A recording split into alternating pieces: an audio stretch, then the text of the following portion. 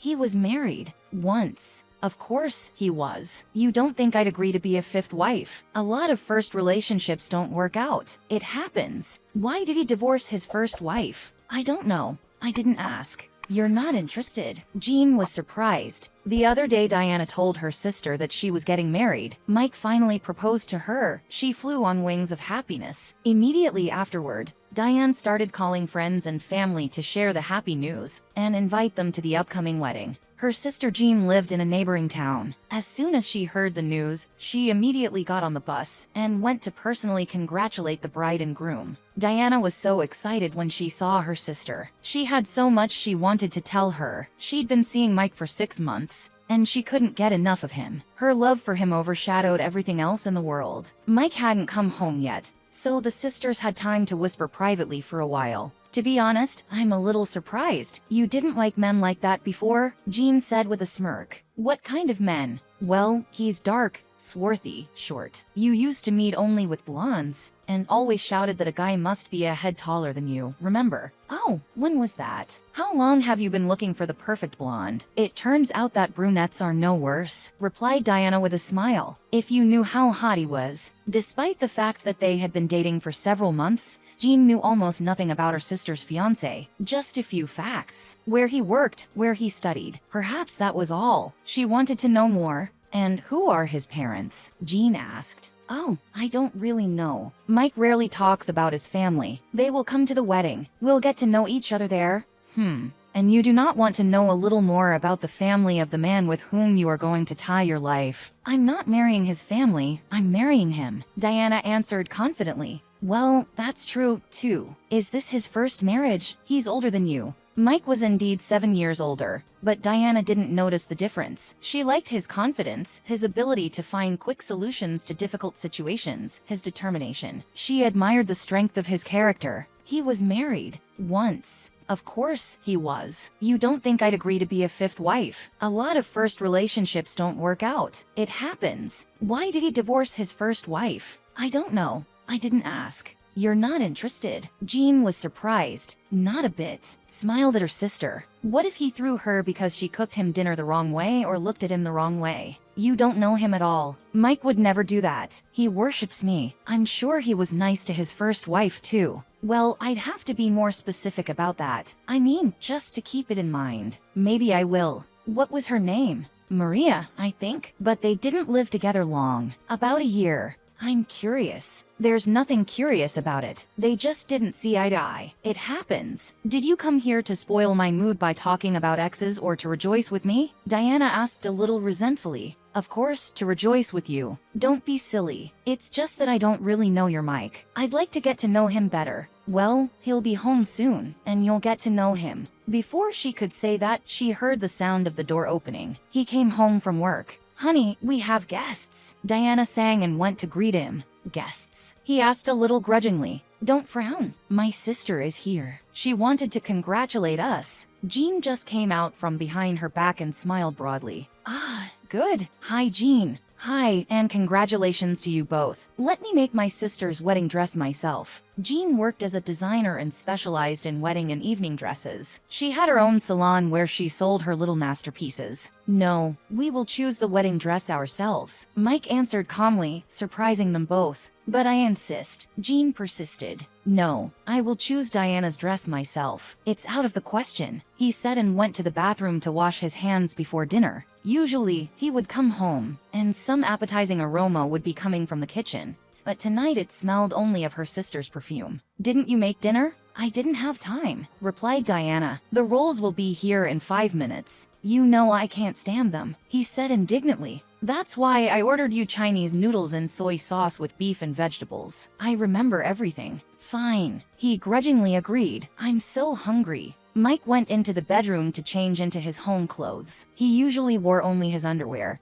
but he didn't want to do that in front of his wife's sister. After all, she's a stranger in the house. Well, not exactly a stranger, but not in front of her. The courier came and brought the food they had ordered. They all sat down to eat. Why don't we open a bottle of wine for the occasion? Diana suggested. I don't want to, but you drink if you want to. Or maybe you can take care of us. The bride chirped, but she had never learned to open wine with a newfangled corkscrew. Diana, you're not a little girl. If you know how to drink, you should learn how to open it. She frowned a little, but went to the wine cabinet anyway, and pulled out a single bottle of white semi-sweet. She took the corkscrew, trying to figure out how to use it. Mike was always so good at it. Jean came to her rescue. "Let me do it," she said, and took the bottle from her sister. Jean managed to do it in a few seconds, but every now and then she caught Mike's displeased look. "What are you unhappy about?" she asked. Diana has to learn on her own. She's like a child sometimes. Not the most useful skill for her, Jean joked. It's better that she doesn't know how to do it. That's true. Or she'll get drunk. Mike played along with her,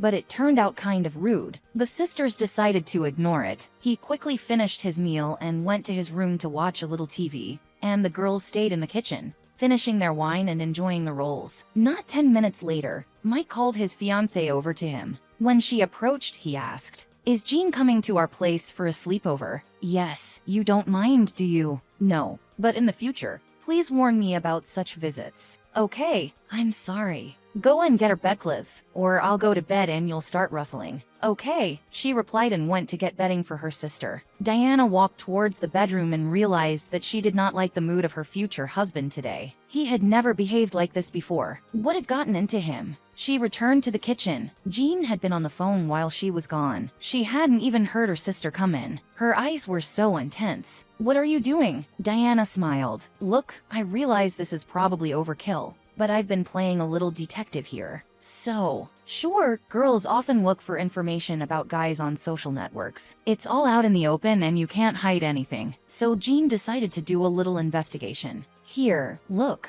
is that her?" Diana once saw a photo of his ex-wife in an old album. "This girl looks a lot like her." "That's her." "She does. What's in it?" "Here, look in red." There was a picture on Facebook of a pregnant Maria. It didn't seem like a big deal, but the description made her very wary. "It's December outside. I'm pregnant. Walking down the street and don't know where to go. My husband threw me out in the night and it's freezing cold outside. I may die tonight. Remember me young and beautiful." The worst part is that this was her most recent publication, made about a year ago. There was nothing else. Diana frowned and looked at her sister. Jean could have said nothing. It was all written on her face, but she did say it out loud. "He kicked his pregnant wife out into the night, and you're going to marry him." "Jean, we don't know what happened there. I can't even imagine what could have happened to do that. What if he found out it wasn't his child? It's nighttime, it's December. Even if he did, he had no right to do that. Don't you think so?" "Honestly, no. I don't understand why I should care about another woman at all. She's probably not even alive anymore. If she is, it's not Mike's fault." Diana convinced herself or her sister. "Take off those rose-colored glasses and open your eyes. You should at least find out what happened." "Why? If this Maria is alive, Mike has a child now. If not, there are even more questions. Why did this happen? How did he let it happen?"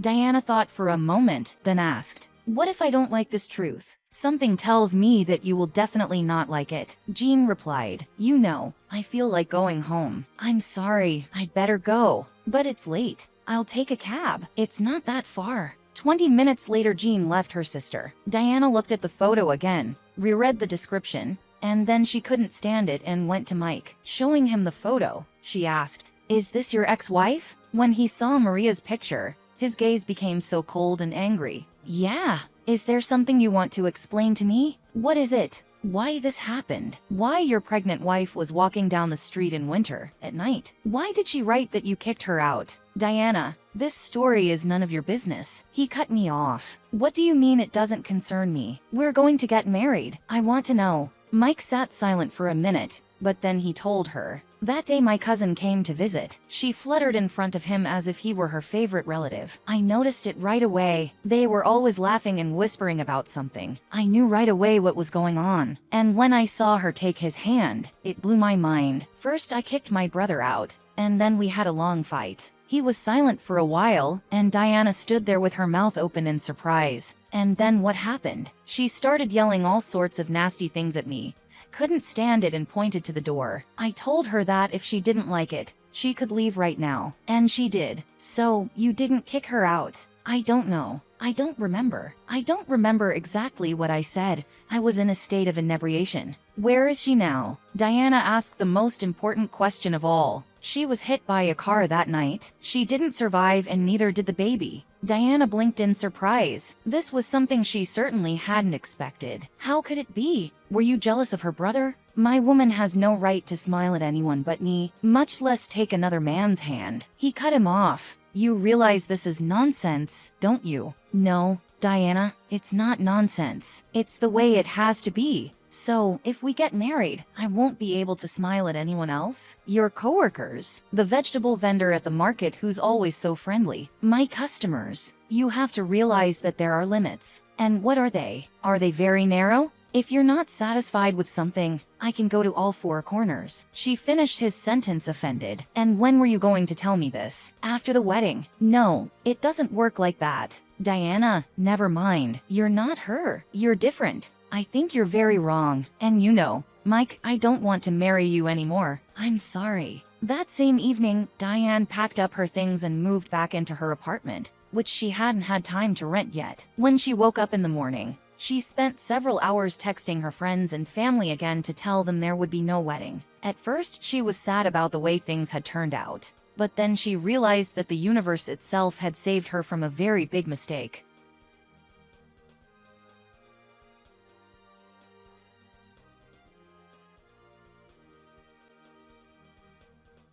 I think Kevin should be mine. I love him. He loves me. You're just getting in our way. Let him go. You've got your claws in him and you won't let go. He's mine now. You're gonna have to move over. And anyway, your train has left. Kate rambled on, forgetting to breathe. She'd prepared a whole speech in advance. Some of the phrases had slipped her mind, but she thought it was pretty good. That's it. Megan asked, snickering mockingly. Wasn't that enough for you? Well, hello, beautiful. You've been waiting for me, Megan said to her supposed rival, grinning her teeth. Yes, that smile could only be called a grin. Her eyes were so full of hatred. Hi, Kate said, smiling in a friendly way. I thought it was time for me to meet you. Megan looked at the girl from head to toe. She looked to be about 25 at most. Not a bad shape, long hair, upturned chin. Yeah, men like that kind of girl. You decided, and that was your biggest mistake, Megan said as she walked into her apartment. It's plain, and it's not tasteful. It's a crummy place for a woman with a messed up head. So many bright colors and nothing goes together. Kevin's eyes were probably a mess when he visited her.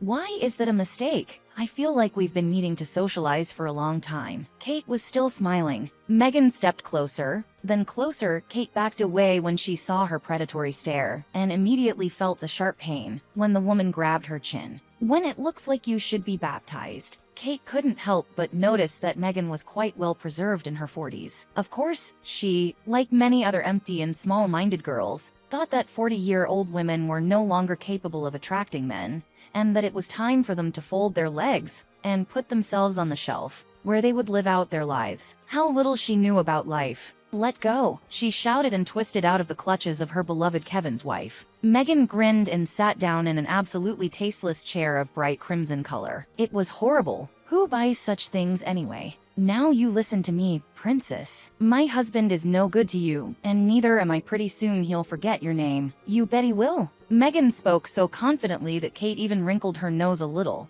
but then she lifted her chin and asked, if you're so sure, why did you come here? Because I'm a polite person and I respond to invitations, even from shallow girls like you. You sent it to me, remember? Of course, Kate remembered putting the note in Kevin's inside jacket pocket as he left. They'd been dating for 3 months. He'd come over once a week. He'd spend the whole evening with her, and then he'd go home to his wife. It annoyed the hell out of her. He was always so tender and passionate around her. It seemed to her that their relationship should have been taken to the next level a long time ago. She had even hinted at it once, but Kevin had answered her sternly that day. I love my wife and I'm not going to leave her, not even for a beautiful woman like you. He added more gently and flicked her on the nose. That's when Kate decided that he just needed a little push. And she did it in a peculiar way. She wrote her address and name on the note and added, I'm looking forward to visiting. She'd been expecting Megan for 3 days, but she hadn't immediately found her message in her husband's jacket. Usually, her husband did his own clothes,